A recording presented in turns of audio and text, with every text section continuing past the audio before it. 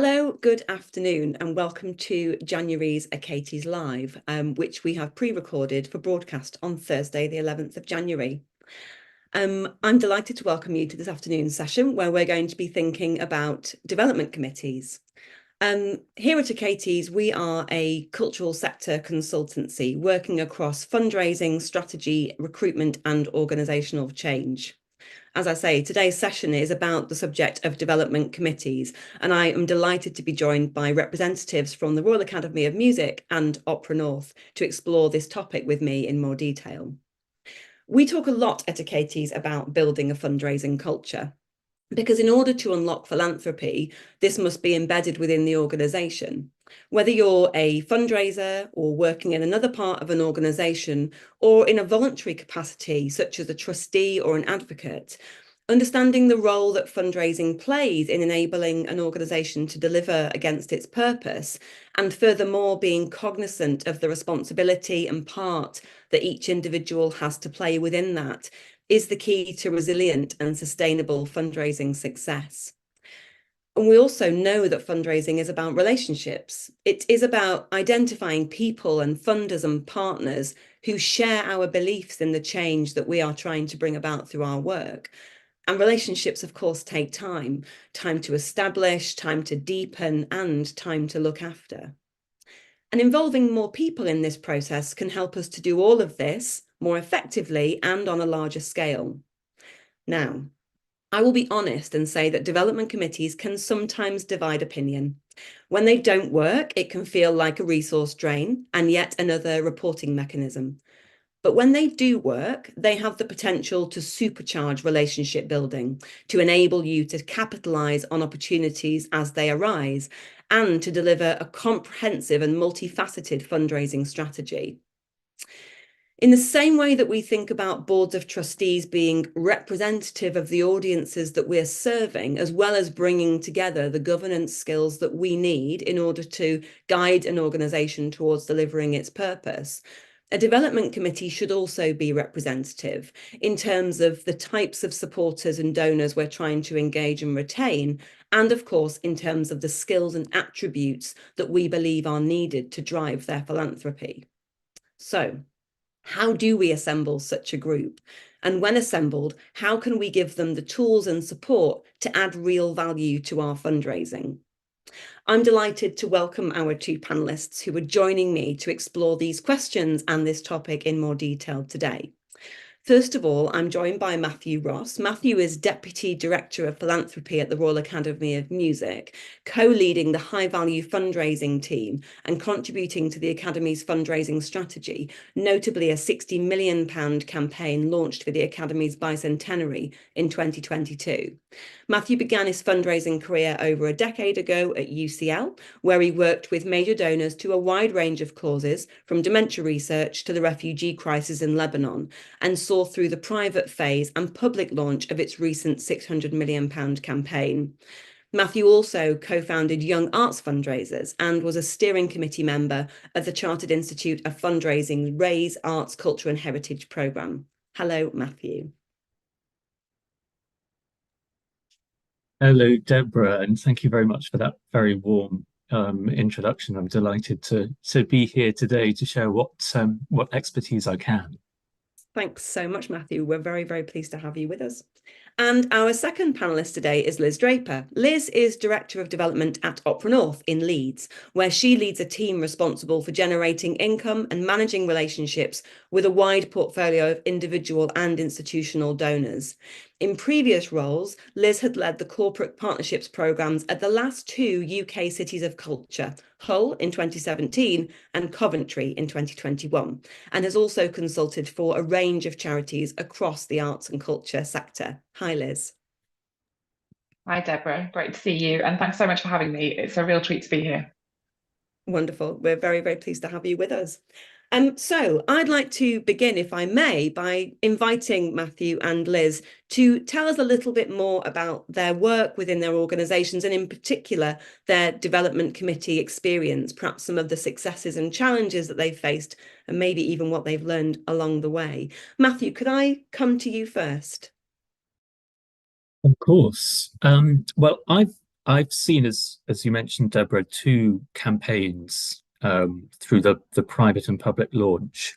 I'll speak mostly in my capacity as Deputy Director at the Royal Academy of Music, but it's worth saying, sort of before I delve into everything, at the Academy that UCL took a very different approach to the Academy, and they launched their 600 million campaign without a development board, and that was a very deliberate decision. Whereas at the Academy, we put a development board in place a good year in advance of the public launch of our £60 million campaign. And through a combination of factors, have got the alchemy working just right, and it's been a huge success. So just to give a brief introduction to sort of how fundraising works at the Academy and how we put our development board together. We, as most of your watchers will know, we're one of the country's top conservatoires. We train about 800 undergrad and postgrad students at any one time across a range of disciplines: classical music, contemporary composition, jazz, musical theatre. And we also have a junior department for children aged 5 to 18, about 70% of whom go on to study music at university or conservatoire. So we're a real sort of engine room to the professional music industry. We have a turnover of about £27 million,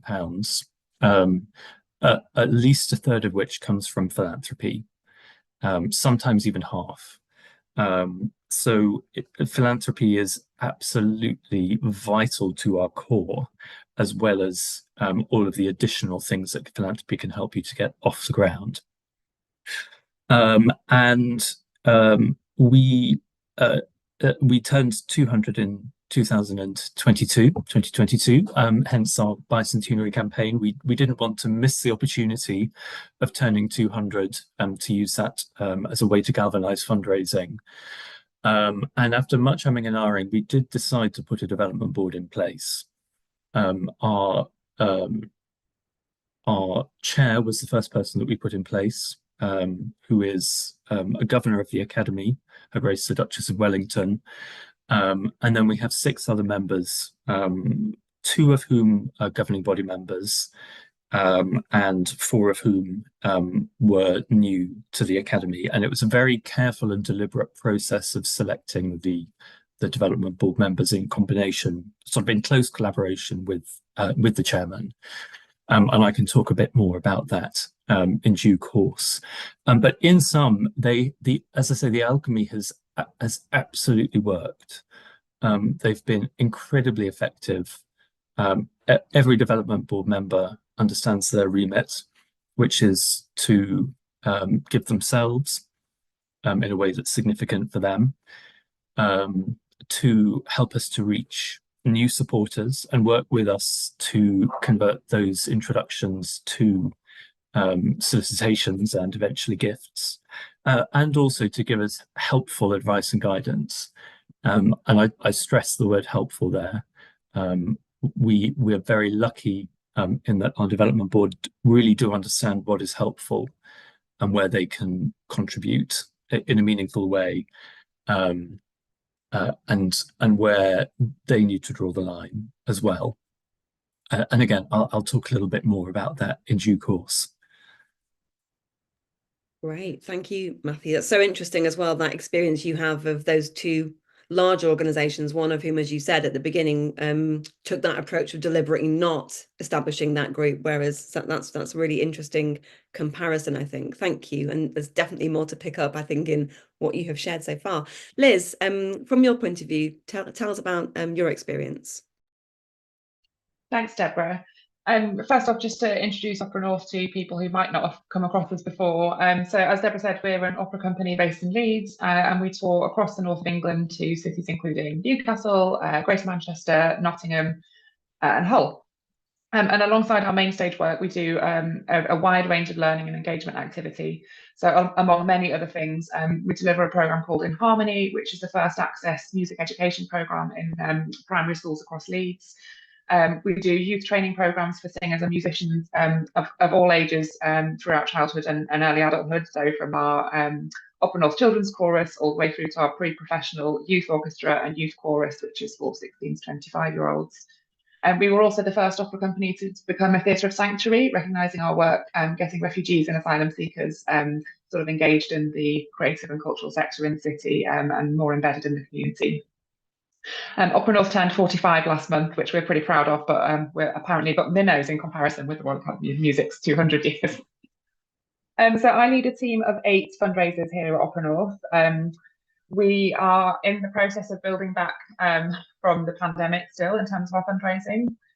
We have really successful philanthropy and membership programs, so a very large proportion of our funding comes from our patrons and friends of Opera North and from a really supportive and dedicated group of major donors. And we also, as everyone does, I'm sure, work hard on securing bids to securing grants from grant making bodies, and we have a small but growing corporate partnerships program as well. So we're supported by a development committee which is currently 5 members, and similarly to Matthew, some of those are in governance roles and some are sort of external to the company. So we have 2 trustees on the development committee and then 3 external members who are actually all either a current or a former donor to Opera North.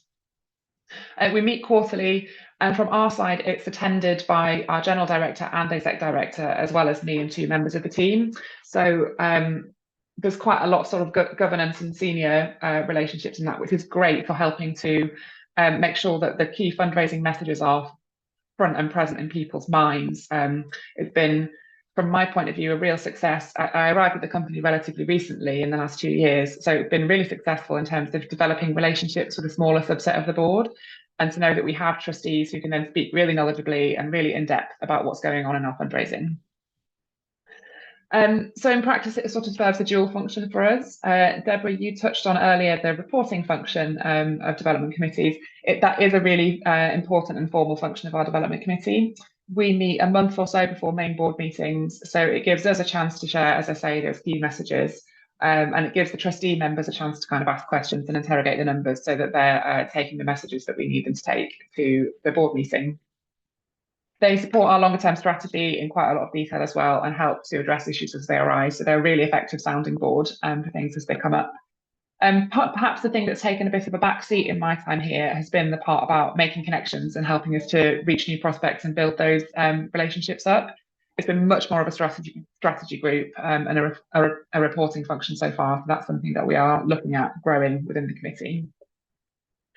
Another area that they have been extremely effective in supporting is advising on our membership programs and philanthropy in particular. Because they have several of the members have a background as a donor or they are a current donor, they do tend to have a lot of useful insights on how things are likely to land, changes that we might make to those programs in particular. In terms of challenges, I mean, the flip side of that is that there is a risk that we spend a lot of time talking about individual giving, membership programs, which are already among our strengths, and less time developing new strands of income, such as corporate partnerships, and sort of building our strengths in other areas. And again, as you touched on earlier, Deborah, the reporting can sometimes feel a bit of a burden.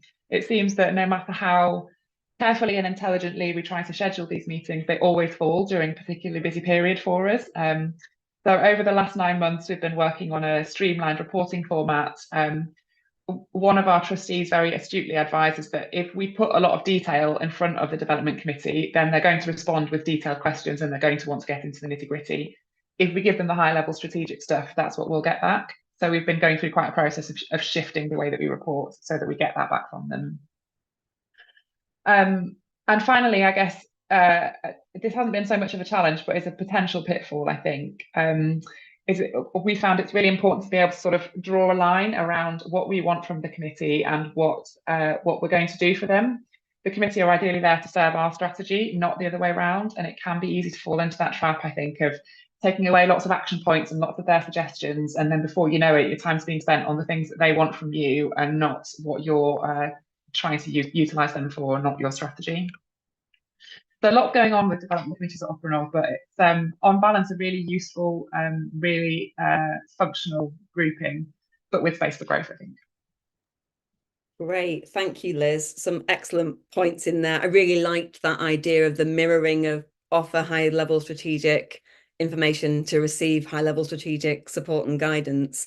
And yeah, I think you've spoken to, I think, what a lot of people watching will sort of recognize as the realities that come with any committee or board or group is sort of the time you have to invest in looking after them, furnishing them with the information, and therefore the sheer importance of clarity in terms of what you're asking them to do, what the expectations are on either side. And that can be challenging. That can be challenging, I think, for organizations to get the balance right. I would love to come back to something that I think you have both touched on there, which is having individuals as part of your development committee who are also donors, current or former donors. And I wonder what your thoughts are about balancing the relationship with a donor supporter who also has that dual role with the organization, where they are sort of providing advice, and so you're stewarding them in sort of two ways, and how you make that balance work. Matthew, can I come to you first on that, on your thoughts? Yes, of course. Gosh, there are all sorts of different aspects to this topic. I think taking first the question of development board members giving, should all of your development board members give? Personally, I think the answer is yes, in a way that's, to use the language I used before, in a way that's significant for them. Some people may be capable of giving a very large sum in comparison to others. The important thing is that people feel like they are giving what they can, because when they're then speaking to other people, they can speak with authenticity and integrity and say, I am giving to my organization. I hope that you will also.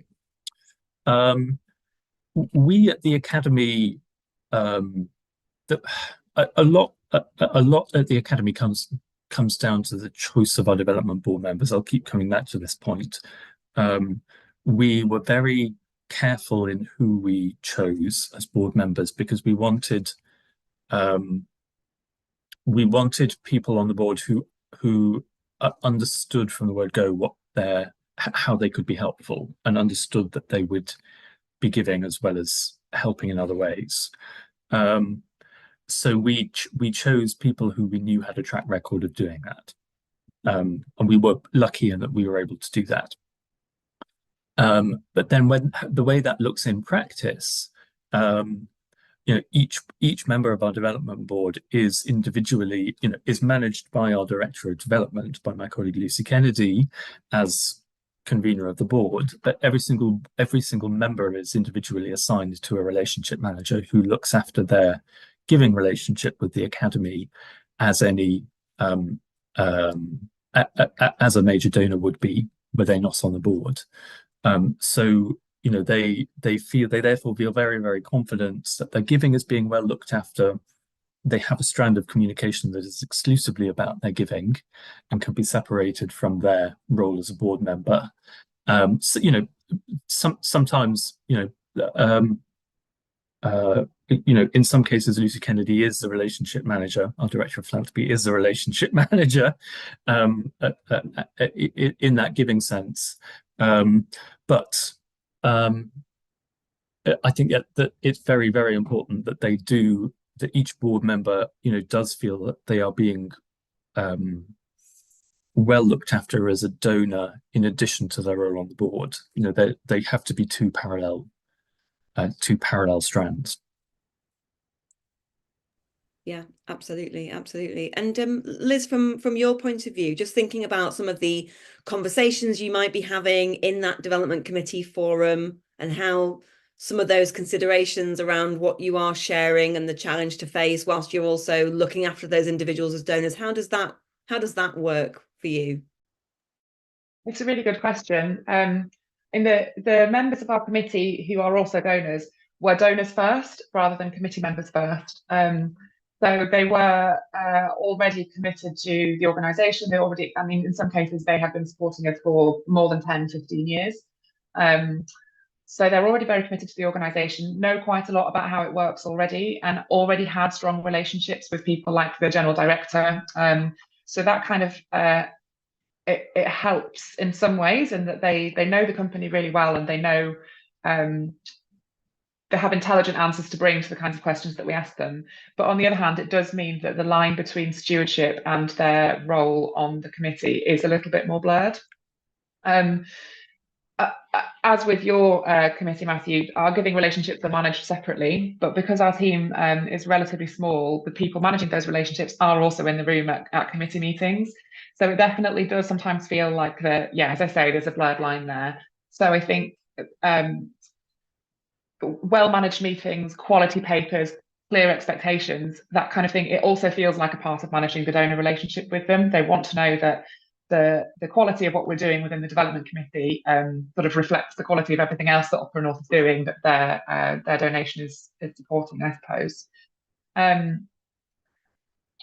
I think because of the sort of mix of membership of our committee, some are trustees, some are long-serving donors. There doesn't really tend to be any barrier to what we discuss. We're really open, and there's a high level of trust there. So I think we can just get straight in there with the nitty-gritty things that we need to discuss, and not have any concerns about holding things back. Great. That's really, really great to hear. I mean, I'm just thinking about, for some people who are watching today, they might not be at the point where they've established their own committee, but might be thinking about that. Or equally, it could be an organization where there is a committee, but they're thinking about recruitment and how they might build that committee out. And one of the things that I touched on a little bit earlier was the point about representation. And I wonder if both of you have thoughts, or even perhaps some experience of trying to recruit into a committee to diversify the representation in a bid to tap into new income sources or types of donor. Matthew, any thoughts on that you would like to share? Yeah, it's certainly a challenge for an organisation like the Academy, which is sort of externally, it's at least seems quite conservative with a small c. Even though sort of internally we're not at all. But our development committee, because we wanted people who were familiar with the sector, both sort of classical music and higher education, and had the track record that we were looking for, that is a self-limiting group because of the way that society is at the moment. So it's only now, sort of 2 years on, that we are getting to the stage where we are looking at refreshing the board, because we've come through the sort of initial momentum of the campaign launch and have time to think about that, and thinking about what's needed, both in terms of younger donors, and also donors from different parts of society. Both, and there are two sides to it. There's making sure that we have representation on the board as in role models, because as a very prominent organization, we have a responsibility to do that, to provide leadership, but also because our development board members are so important in helping us to reach donors, and if we want to diversify our donor pool, they're going to be instrumental in that. So, how do we start to connect with donors who are not from, within the classical music establishment? We're starting to think and work on that now, with, I have to say, a lot of support from the board. The Duchess of Wellington as chairman is extremely committed, particularly to the question of how we ensure there is a future generation of philanthropists, to follow in the footsteps of people who are currently on development boards. Yeah, absolutely. And I think there's something really interesting there about ensuring that people understand how they can play their part. I mean, Liz, you mentioned that for you the development committee is meeting on a quarterly basis, 4 times in a year. So I would imagine that there'll be a lot of work happening outside of those meetings. And I would imagine that for many organizations, whilst the focus might feel like it's on the actual coming together and the meetings, really it is a year-round commitment and relationship to ensure that you're furthering your work and your mission. So Liz, I'm really keen to hear a little bit more about how Opera North addresses that and how you ensure that you get the most out of the meetings, but then what does that working practice look like across the rest of the calendar year? Yeah, that's another good question. I mean, Matthew just talked about the future generation of philanthropists, and that is something that we talk a lot about as well. So we've spoken a lot over the last year about recruiting younger people onto the development committee, which can be challenging. I'm sure that Matthew, you find this as well. The Opera North audience does skew a little bit older, so finding people who sort of know the art form and or the company really well and have the experience that we need on the committee can be quite tricky. But something else that's come up as we've been sort of seeking to appoint new younger members is the working pattern. So meetings fall during the working day. So if you're younger and you're still working full time, as most of our committee members aren't at the moment, or if you aren't senior enough in your role to be able to really sort of control your schedule in that way, that can be a challenge and a barrier to people. So one angle that we're exploring is through our corporate partners, whether there is a way for younger people with specific areas of expertise might be able to take part as a part of their role with their company. That hasn't borne any fruit yet, but it's an area that we're exploring to kind of address that issue of simply not being able to take part because of how the meetings fall. To address the rest of your question, I mean, throughout the rest of the year, we have really frequent touch points with a lot of the committee members. So there is one in particular who I have a monthly check-in with. So we have a standing agenda. We go through the actions that were discussed at the last development committee meeting and the key things that were discussed, and we kind of look at progress and things that are emerging. And of course, we looked ahead to the next meeting as well to make sure that we're planning the agenda in such a way that we're getting the most out of the time and the most out of the committee members. And with the others, it's sort of on an individual basis. So some have more time to commit than others. Yes, the other member of the board who is a trustee meets with us very regularly as well, but on a much more ad hoc basis, and that tends to be sort of issue driven. So he'll get in touch with us a particular issue that he is really keen on seeing us drive forward. So again, it does kind of fall into the issue around stewardship and the reporting function of the committee. It can feel quite onerous to have to address these frequent ad hoc pop-up requests from some of the trustees. But again, when they're donors, you sort of, as I say, it blurs the line between the two. So it's something that we're managing. So I suppose the answer to the question is that we do it on a very individualized basis. It takes more of my time than anyone else in my team, which is as it should be. But it's a key part of my role is keeping the relationships with the members active in between meetings. Great, thank you, Liz. That's really interesting, and I can imagine that that time commitment is it's an important consideration, isn't it, for anybody thinking about working with a group of individuals who are stakeholders in that sense. And Matthew, from the Academy's perspective, when you think about sort of in practical terms how you keep momentum and manage relationships, is it similar to as Liz described, or are there some differences that you would want to share? It's quite similar, really. We meet once an academic term, so 3 times a year as standard, though we do occasionally call additional extraordinary meetings, need arises. And we are quite in our case, we're quite directive as to what goes on the agenda for the meetings. And we report at quite top level to the committee about our fundraising performance, what the numbers are at that particular year, at that particular point in the year, and also what the strategy and plan is, and ask them sort of very clearly say, this is where we need your advice and guidance. And then it really depends on the individual member of the board as to sort of how frequently they're in touch with us. I'd say that Lucy Kennedy is in touch with the Duchess of Wellington almost every day. There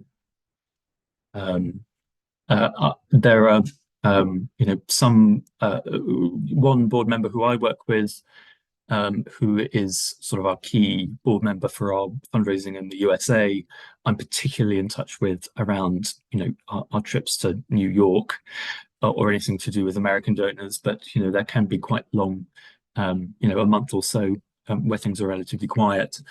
And in other cases, regular informal catch-ups happen organically in the course of that individual's relationship with the academy. But I'd certainly advocate to any organization sort of what, an approach like the one that Liz has described if you're working with a development board for the first time, which is sort of being on the front foot with how you want to structure your relationships with your board members to make sure that you keep them focused and helpful. Yes, absolutely. And on that point, as you were talking there, and you both mentioned having a combination of trustees and other external individuals forming part of the development committee. And of course, we know that with regards to boards of trustees, it is quite common and standard practice to appraise your trustees, and the chair of the board is often leading on that process, so that, on a sort of annual basis, there is real clarity around the value that's being added, the momentum, etc. And to ensure that on both sides, the organisation and for the individual, there is a clear sense of progress and value, and seeing where you've been, I guess. And I wonder, with regards to development committees, is that a practice that you have in place within your organisations? Are you appraising development committee members? When do you know that perhaps the time has come to move that individual on and to refresh that seat? What does that look like? Matthew, I'll come to you first. I'd say we're at the academy at the moment, we're more driven by sort of culture than we are by fixed strategy on this point. It's that kind of dichotomy, does culture trump strategy or does strategy trump culture? And at the moment, the culture of the board is working so well. We don't have a formal appraisal process, but equally, we don't have any members of the board who are coming to the end of a term or who need any kind of appraisal. We're lucky in that way.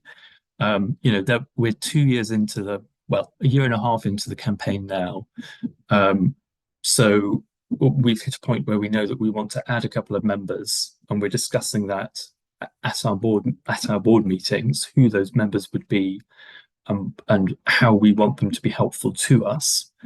Whether that's a question of diversifying the board or particular areas of expertise. But I think if we were speaking honestly, if we were to say to the board at the next meeting, we're going to put an appraisal process in place, they would say no. They'd say it's not necessary. So I think you have to be very sensitive to the way that your board is working and what the culture of the board is, as to whether you can deal with the natural sort of turnover of the board organically, or whether you do need something more structured. Yeah, that makes a lot of sense. And Liz, from your point of view? Very similar to what Matthew said. I think if we haven't considered any kind of appraisal process, and if we were to suggest one, I think that I can certainly think of 2 members who would feel quite strongly that that's not the right thing to do. And being really frank, with the fact that so many of them are donors, it would feel a little bit uncomfortable from the stewardship point of view to introduce anything like that. I think an area that we can improve our development committee at Opera North is just around sort of tightening up some of that governance stuff, so that kind of thing would never become an issue anyway. So we don't at present have term limits, so that is something that we are looking at introducing, just to generate a little bit more of a regular rotation of the membership. Because it's a permanent committee and not a sort of campaign limited one, we need to make sure that we're bringing in and injecting fresh ideas every now and again to avoid falling into that trap of having the same series of conversations over sort of a 2-year cycle, which can be a danger of these committees when they don't change their membership.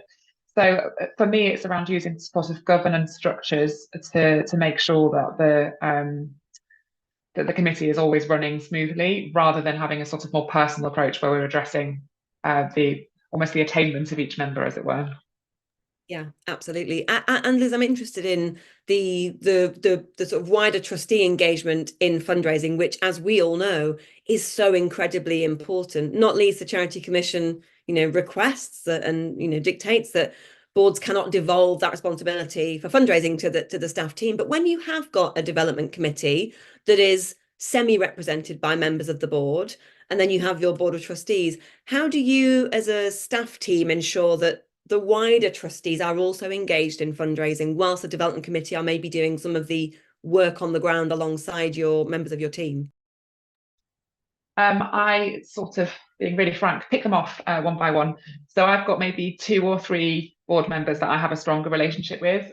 One of them is on the development committee, but those 3 are the ones that I have fairly regular conversations with. So so we have a board meeting this afternoon, and just yesterday I was having a conversation with one around the key things that are coming up, and are there any things that she needs to disclose to the board that I don't necessarily want to put forth myself, that kind of thing.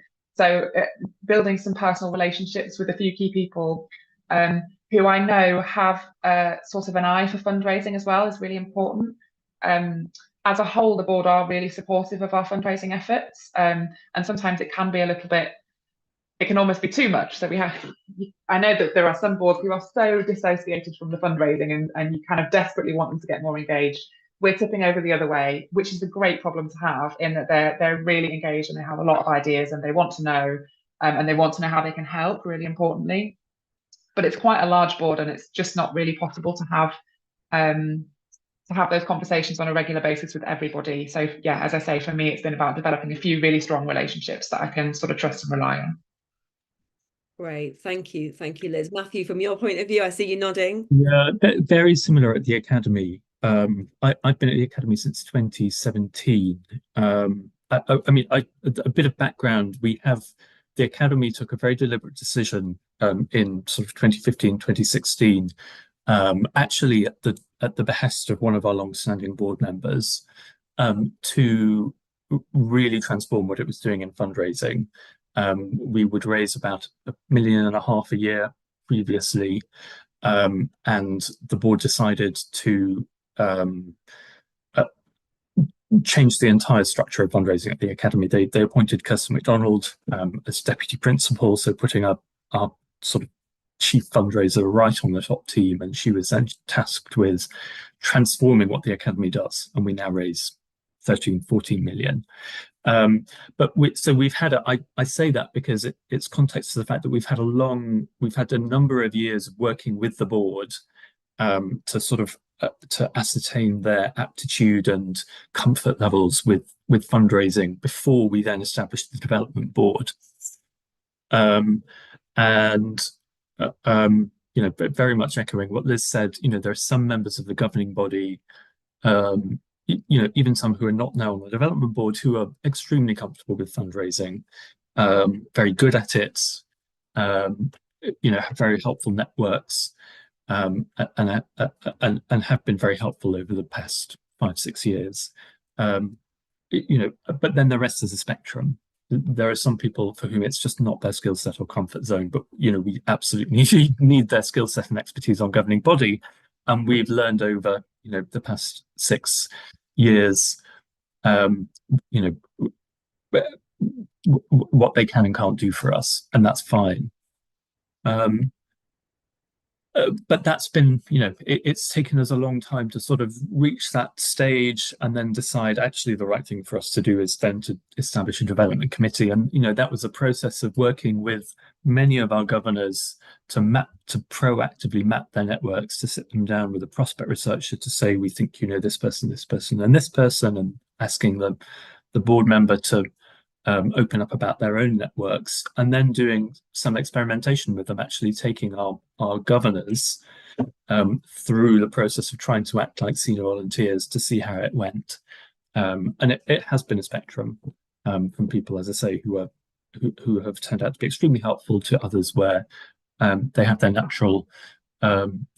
sort of natural limitations.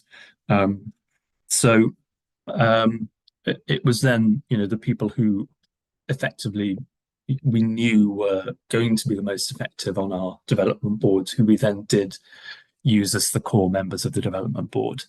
But I guess having said all of that, we are a particular type of organization. We're a very big organization compared to most arts organizations, with a very experienced board. And it may be for other, I would say for any organization, just to see what works best for you. You may find that your board members, or two or three of your board members are actually acting extremely effectively as senior volunteers. And that's exactly what you need. You don't then need to think about establishing a separate development board.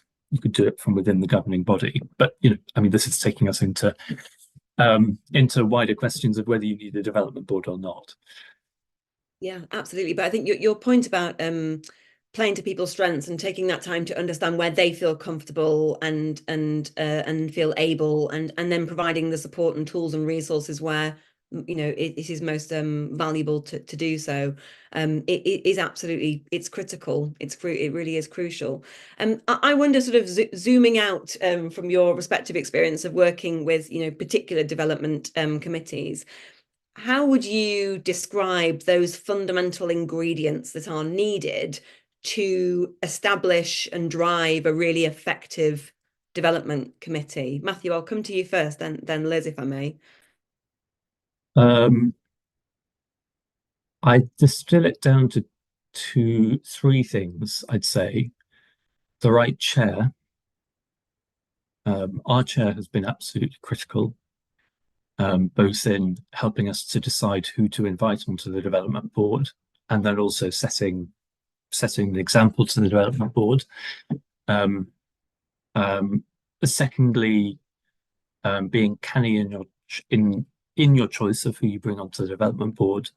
Again, I'll say we're very lucky, being the type of organization we are, that we have very strong high-level networks, and we're able to make some very good choices.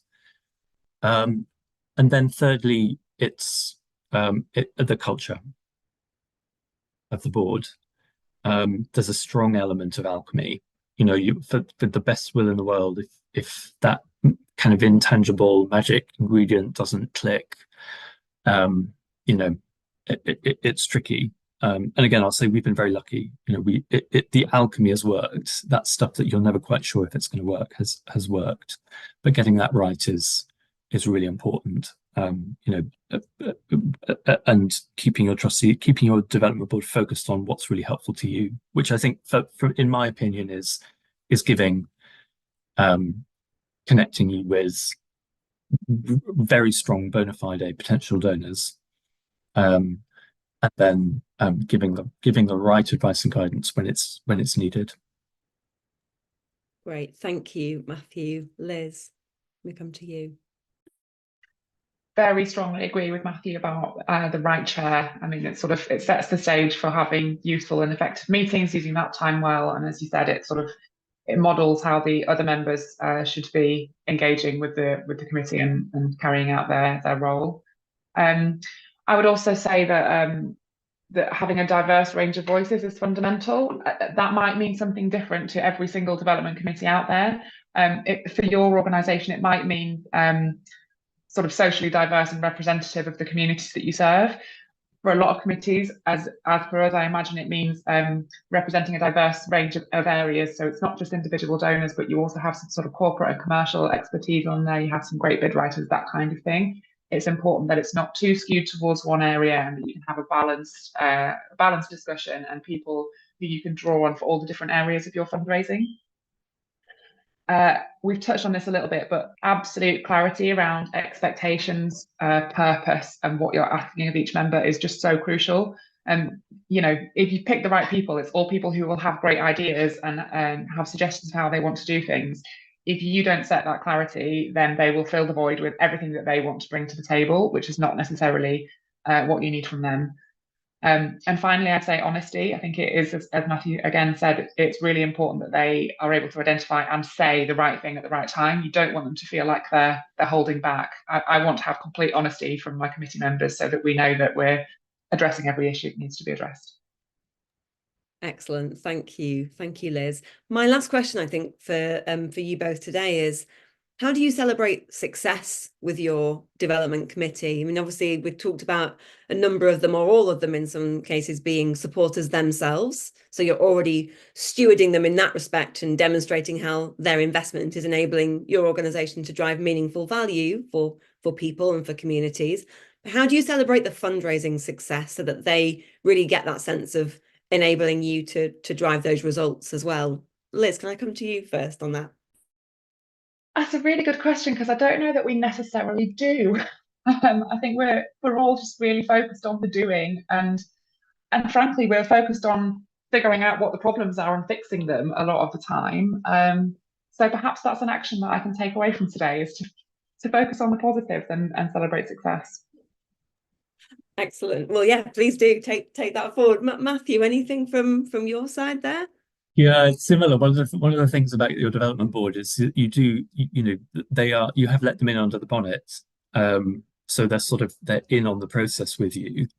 So it's easy to forget to celebrate success, and also it makes it harder in a way because they are part of the family. So doing something sort of formal and choreographed might feel inauthentic. I think one critical thing is it's easy to forget. It's easy to forget that kind of final step in something that's paid off. When a development board member has introduced you to somebody, or brokered a connection, or brought an idea to the table, and it has then paid off. It's so easy to forget to go back to the board member and say, guess what? You've just helped us to raise this gift, or this relationship with the company has now reached this stage. Again, because they're so close to you, you might not necessarily think to do that in the way that you would if you were choreographing a major donor relationship. Secondly, because they're in under the bonnet and sort of in on your relationships with you, I'd say they sort of organically can sort of generate their own successes, because one of our board members, for example, is helping us to build our first opera syndicate, if you like. Believe it or not, even though we have a fantastic postgraduate opera program, we've never had dedicated supporters to the program, and this is somebody who's been very involved with several opera companies during sort of his time as a board member and donor to the arts. Is absolutely passionate about the art form, and we've found an opportunity for him within the organization to help us get something off the ground in a way that's really meaningful to him. And we have now secured our first production supporters, and we're working to build the foundations of a slightly wider syndicate. And we know, because he has told us, it is immensely satisfying for him. So we end up celebrating those successes with him. And I'd say that's something to be on the lookout for with your development board members, is that way that actually, because they can help you to build things, if you can use that as part of their relationship management in and of itself, in a very organic way. Fabulous. Thank you. Thank you, Matthew. Well, although I have lots of other questions I'd love to ask you both, we are needing to draw to a close this afternoon. So it leaves me really just to say a huge thank you to both of you. You've been very generous, I think, in what you've shared, and some really excellent points and considerations that I know will be incredibly valuable to organisations who perhaps already have those committees and boards established and are thinking about how to supercharge them and make them even more effective, but certainly as well for organisations who are maybe weighing up whether or not they think it's the right thing and what value could it bring. So a huge thank you to both of you. If you've found today's session helpful or would like to ask further questions or indeed get in touch and talk about your own work, please don't hesitate to reach out. You can email us on info@achates.org.uk. Our next Achates live session will be on Thursday, the 8th of February, and we'll be in touch soon to let you know what our topic will be. So keep an eye on your inboxes. It just remains for me to say thank you very much for joining us, and we look forward to seeing you again soon. Bye for now.